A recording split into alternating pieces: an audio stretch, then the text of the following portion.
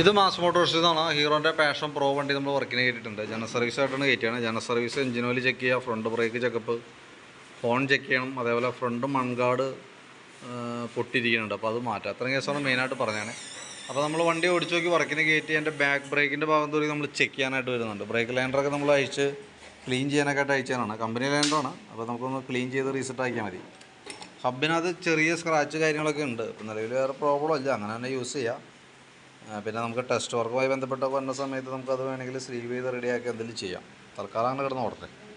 പിന്നെ chain loose ഉണ്ട്, അത് നമുക്കൊന്ന് ടൈറ്റ് ചെയ്തിടാം. എയർ ഫിൽറ്ററൊക്കെ ഒന്ന് ക്ലീൻ ചെയ്യാൻ വേണ്ടി അയച്ചാണ്. പേപ്പർ ടൈപ്പ് ഫിൽറ്റർ ആയതുകൊണ്ട് തന്നെ നമുക്ക് എയർ അടിച്ച് ക്ലീൻ ആക്കി നമുക്ക് റീസെറ്റ് ചെയ്യാം.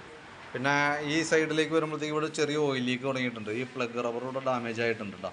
ആ സൈഡിൽ കൂടെ ലീക്ക് പുറത്തേക്ക് എടുത്തു തുടങ്ങിയിട്ടുണ്ട്. ആരംഭമാണ്, കൈയോടെ തന്നെ നമുക്കത് മാറ്റിക്കളയാം.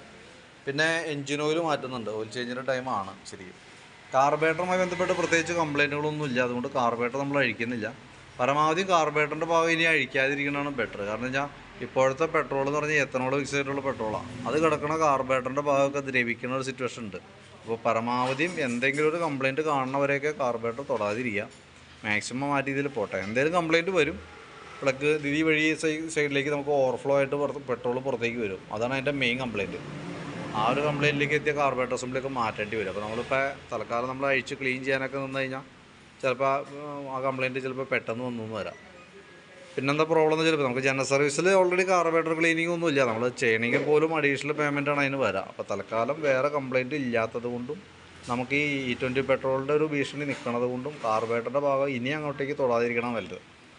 പിന്നെ ഫ്രണ്ടിലേക്ക് വരുമ്പോഴത്തേക്കും ഫ്രണ്ട് മൺഗാർഡൊക്കെ ഓൾറെഡി പൊട്ടിയിരിക്കുന്നുണ്ട്.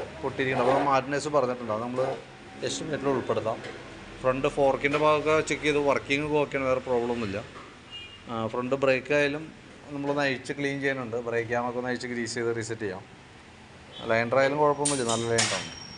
കേബിൾ ഫ്രണ്ട് ബ്രേക്കിൻ്റെ കേബിൾ ലോഡായിട്ടുണ്ട്, അതാണ് ആ ബ്രേക്ക് ജാം ആവണേൻ്റെ കേസ്. അപ്പോൾ അത് മാത്രം ഒന്ന് മാറ്റി റീസെറ്റ് ആക്കാം. പിന്നെ നമ്മുടെ ഹോൺ വർക്ക് ചെയ്യാത്തതിൻ്റെ മെയിൻ കാരണം എന്ന് വെച്ചാൽ, ഒന്നാമത് ഹോൺ പുതിയ ഹോൺ ഇരിക്കണം, വലിയ പഴക്കമായിട്ടില്ല, നമുക്ക് ട്യൂൺ ചെയ്താൽ കിട്ടും. പക്ഷേ നമുക്ക് ഈ സ്വിച്ച് കംപ്ലൈൻറ്റ്, അതിൻ്റെ കോൺടാക്റ്റ് കത്തിപ്പോയേക്കാം. അപ്പോൾ അത് അഴിച്ചെടുക്കാൻ പറ്റാത്തൊരു കണ്ടീഷനിൽ മൊത്തം തുരുമ്പിട്ടിരിക്കുക അതിൻ്റെ ഉള്ളിൽ. അപ്പോൾ അഴിക്കാൻ പറ്റുവാണെങ്കിൽ നമുക്ക് എന്തെങ്കിലും രീതിയിൽ ക്ലീൻ ചെയ്യാൻ പറ്റുമോ നോക്കാം. സാധാരണ ക്ലീൻ ചെയ്താലും കിട്ടാറില്ല, ഒന്ന് ട്രൈ ചെയ്ത് നോക്കിയാൽ ചെയ്യാറുണ്ട്. ഇതിപ്പോൾ നിലവിൽ ഓപ്ഷൻ ഇല്ല, കാരണം വെച്ചാൽ അതിൻ്റെ ഉള്ളിൽ ഇതിങ്ങനെ എടുത്ത് തിരിയുന്നല്ലാണ്ട് സാധനം അഴിഞ്ഞു പോരില്ല. പ്ലാസ്റ്റിക് ആയതുകൊണ്ട് മുട്ടയെ തട്ടിയൊന്നും ചെയ്യാനും പറ്റില്ല, പൊട്ടിപ്പോവും. അപ്പോൾ മാറ്റി കളയലാണ് പോസിബിൾ ഉള്ളൂ. അപ്പോൾ എന്തെങ്കിലും 15 കൊല്ലത്തോളം ആയിട്ടുണ്ട്, കൈയോടെ മാറ്റിയിടാം, എന്നാലാണ് അത് ക്ലിയർ ആവുള്ളൂ.